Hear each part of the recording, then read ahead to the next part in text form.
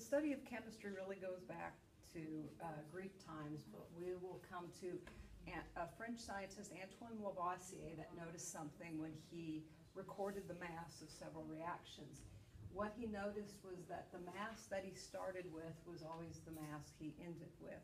And that led him to come up with the law of conservation of mass, which states matter is neither created or destroyed. Now notice what isn't conserved is the identity. You know, here we have methane and oxygen, and now we have carbon dioxide and water. But what is conserved is the mass of the reactants and the mass of the products. Okay, in the 1800s, John Dalton came along with a theory to explain why. Why is it that mass is conserved in a reaction? And he came up with what is called Dalton's atomic theory. He said that an atom then must be small and undivisible and identical to each other. Identical as in hydrogen will always be small, consistent throughout, hard, solid, electrically neutral, and every hydrogen atom will have a consistent mass. All right? And then oxygen will also be the same thing. It is small, solid, consistent throughout, electrically neutral, but it will be different than hydrogen. It might have a mass of 16 as opposed to hydrogen's 1. Carbon, small, dense, electrically neutral, consistent throughout, but different than oxygen or hydrogen. Then you can see that hydrogen will always be a multiple of its base atom. In other words, it's always going to be a multiple of 1. Oxygen will always be a multiple of its base atom, which is 16. And carbon will always be a multiple of its base atom. Now, when you look at it from Dalton's atomic theory then, this makes more sense. Okay, first of all, these hydrogens and carbons and oxygens cannot be further subdivided. It's as small as it gets. So everything then is a multiple.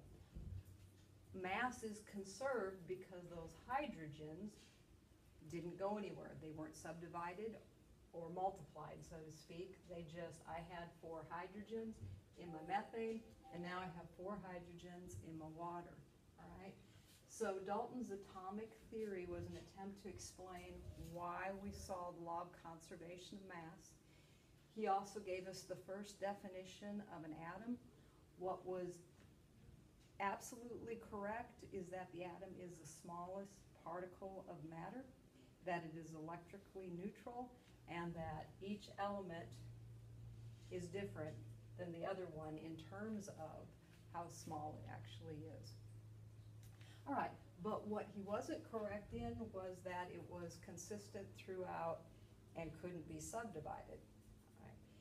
Further experiments led to a better definition of the atom. The first to come along was J.J. Thomson and Robert Millikan, who discovered the electron as a subatomic particle in this small, solid, electrically neutral piece of matter, the atom. Now, Thomson did find the electron, and he knew it was that the atom was electrically neutral, so he knew that there had to be something positive in it, and that gave him the idea that instead of being a small, hard, solid, it might be more blobby, like the consistency of a pudding with these. His was called the plum pudding model, where maybe the atom was a blobby positiveness with chunks of negative charge interspersed, to where it was still small and electrically neutral, the smallest piece of matter, but maybe blobby and wasn't consistent throughout. All right, he actually found a universal charge to mass ratio of the electron. Millikan, through his own experiments, found the actual charge of an electron and thus the mass of an electron. And then this was further revised by Ernest Rutherford. And Ernest Rutherford found through experimentation that the atom was mostly empty space. Up until this time, Dalton thought it was solid. J.J. Thomson thought it might have just been blobby like pudding. And Rutherford then found that it was mostly empty space with a very, very, very, very small, dense, positively charged nucleus that the proton resided in. And then later they found the neutron as well. And that somehow the electrons were not in the nucleus and they just buzzed around in that empty space. Now he couldn't explain how they buzzed around in that empty space. That led to the next definition, the Bohr model, which you're probably familiar with. And Bohr said that you have that very small, positively charged nucleus. You still have mostly empty space. It is still overall neutral, so the positive and negative cancel each other out. And it is still the smallest particle of matter. But that the electrons are restricted to energy levels. And then they orbit in these energy levels around a nucleus, okay? Now, what Bohr also did was if we call these energy levels n and start at the nucleus, n equals 1, n equals 2, n equals 3, and on into, you know, as many as we need. There isn't just 3, there can be several more. But what he found was that how many electrons could occupy these energy levels. Because as you can see, they progressively get larger, and as they are larger, they have a different energy configuration. So in n equals 1, it could hold a maximum of 2 electrons. This was all mathematically determined by other equations and other experiments. N equals 2 could hold a maximum of 8 electrons, n equals 3, 18, and it goes on. This would be all the further we need to take it. All right, and this was absolutely correct. The problem with the Bohr model was that he gave them a position and a velocity in this orbit around the nucleus. In the first energy level, we had 2 electrons. In the second energy level, 8. And then, obviously, I won't draw 18, but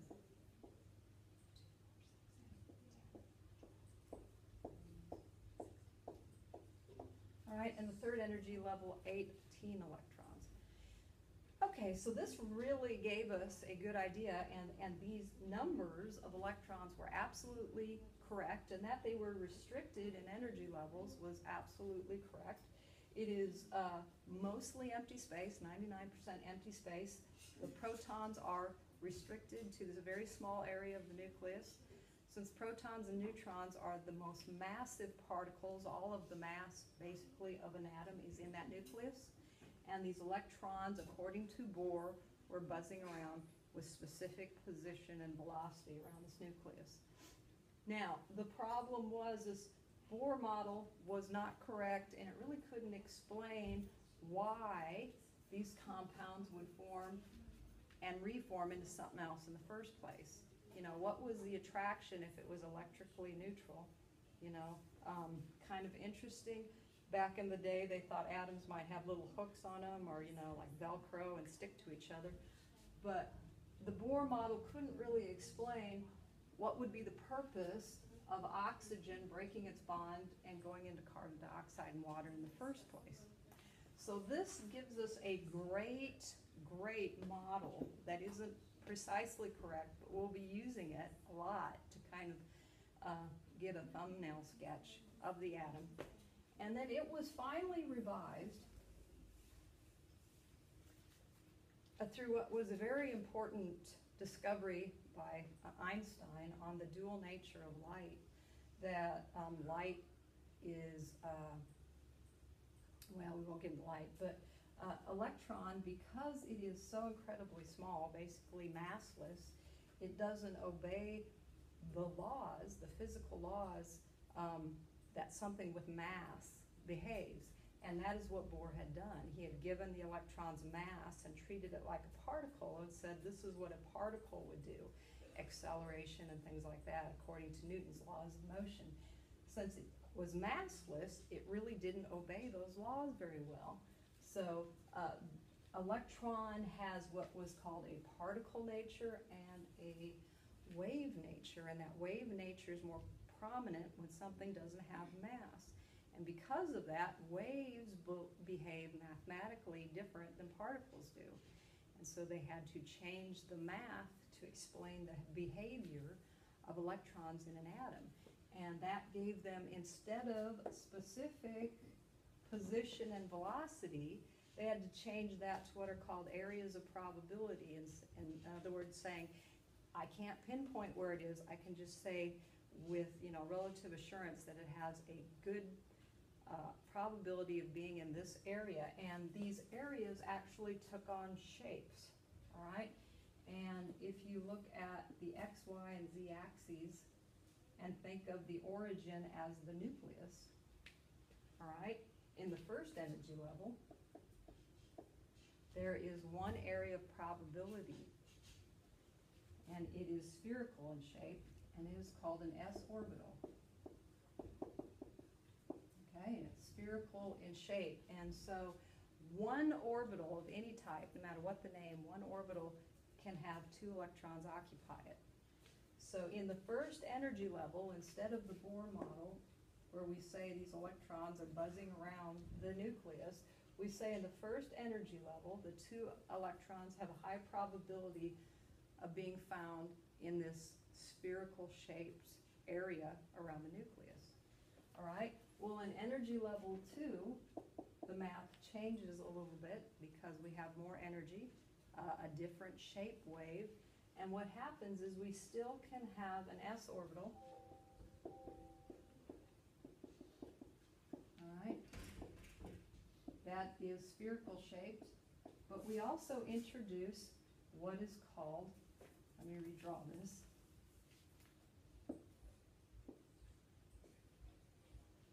a p orbital.